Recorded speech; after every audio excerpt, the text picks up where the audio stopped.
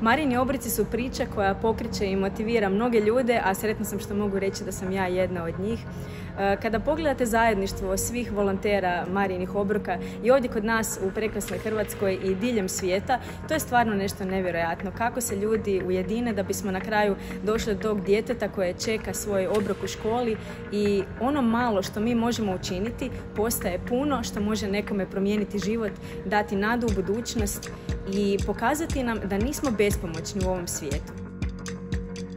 Nakon 19 godina rada u hotelijerstvu i ugostiteljstvu htjela sam promijeniti posao i biti korisna društvu i okolini i evo, pokazala se prilika rada u Marijinim obrocima i evo sad sam u Marijinim obrocima već 2 godine kao nacionalna koordinatorica i kao volonterka. Inače sam rođena u Vukovaru i za vrijeme ratnih stradanja smo sa obitelji morali otići iz Vukovara i u nekom trenutku smo i mi primali pomoć. I sjećam se da sam nekako odrastajući uvijek htjela vratiti tu dobrotu ljudi koji su nama pomagali, tako da su Marini obroci za mene zapravo prilika da nekako vratim ono što sam ja primila prije toliko godina od ljudi koji me nisu poznavali. Sretna sam da sam sa suprugom, našom djecom, zetom i unucima sad dio velike obitelji Marinih obroka. Osjećam radost, zahvalnost i ispunjenost što mogu činiti dobro za druge, za Isusa. S obzirom da je moja cijela obitelj davala nekakav iznos donacije, ja sam kao 600-godišnjakinja osjetila nekakvu potrebu da se osamostalim i da dajem svoj vlastiti iznos. I s obzirom da nisam baš imala drugih mogućnosti, počela sam skupljati sve plastične boce, limenke, sve što je bilo povratno i samim time uzimati novce koje sam dobila povratom boca i donirati ih u Marijine obroke. Pag Magnus spominje u svojoj knjizi Beraka koja je nahranila 2 milijuna djece i dobro ga poznaje. Naime, za vrijeme došlog Domovinskog rata, kada se nije moglo sa sjevera na jug Hrvatske, zato što je Maslenički most bio srušen, nije se moglo tim putem, već preko Paga. Magnus je noseći humanitarnu pomoć, nažalost 2 dana zbog bure ostao zarobljen u kamionu, tako da mu je sigurno Pag ostao u sjećanju, ali danas Pag prikuplja donacije za Marijine obroke i vraća svojom dobrotom u promjenu. Marijini obroci ovdje u Osijeku brinu za kuhinju koja nosi naziv Gospa Osječka. Ona je nastala 2013. godine donacijom dobrih ljudi. Svi mi sanjamo da činimo velika djela, a mnogi od to ne mogu.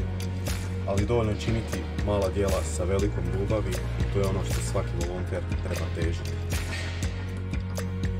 U meni Marijini obroci jednostavno stvaraju neku radost. Kad god nahranimo barem jedno gladno dijete, to je velika stvar Božjim očima, velika stvar za sve nas. Kod Marijinih obroka me je najviše tada prvenstveno privuklo što je bilo jako veliki broj mladih i bila je dobra ekipa, ali evo sada s godinama volontiranja, osim dobre ekipe, zapravo sam spoznala da je to jedna prava stvar za koju se vrijedi ponekad i potruditi i nečega se i odreći. Za Marijine obroke čula sam na Mladifestu 2016. godine u Međugorju i te iste godine organiziramo prvo prikupljanje u crkvi. Osjećam se radosno i ispunjeno što uz mrvicu rada i truda možemo pomoći potrebnima. Priča o Marijinim obrocima duboko me se dojmila još 2012. godine kada sam gledala prvi snimljeni film o Marijinim obrocima Dijete 31. Ta jednostavna ideja i nevjerojatna pristupačna mogućnost za samo 22 eura godišnje kojim se može kronično izgladnjelom djetetu omogućiti obrok i školovanje, a i pružiti mu takvu nadu u izlazi siromaštva i sigurnu budućnost, uvijek me iznova potiče i motivira da budem dio obitelji Marijinih obroka.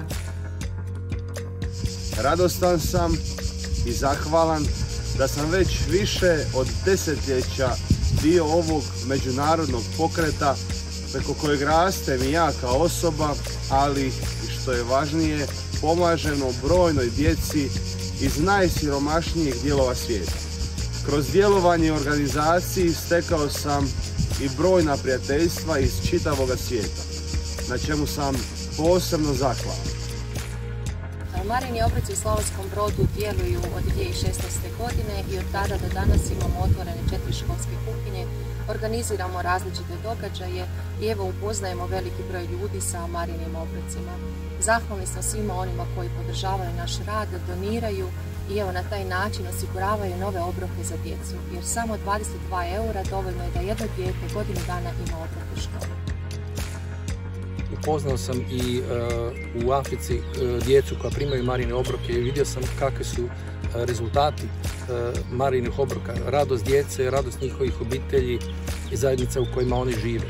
I zaista mislim, gledajući danas tih 15 godina, mogu reći da su Marini obroci neka obična ideja, možda se ne bi niti realizirala ili bi nakon nekog vremena propala. A ovako, sasvim je sigurno da Marini obroci imaju jednu duhovnu inspiraciju i da uživaju blagoslov zbog kojega ovako rade i nadam se da će tako nastaviti u budućnosti. Jedan moj prijatelj često se zna šaliti da kad god ja prolazim gradom, da ljudi odmah čim me vide vade 20 eura iz džepa.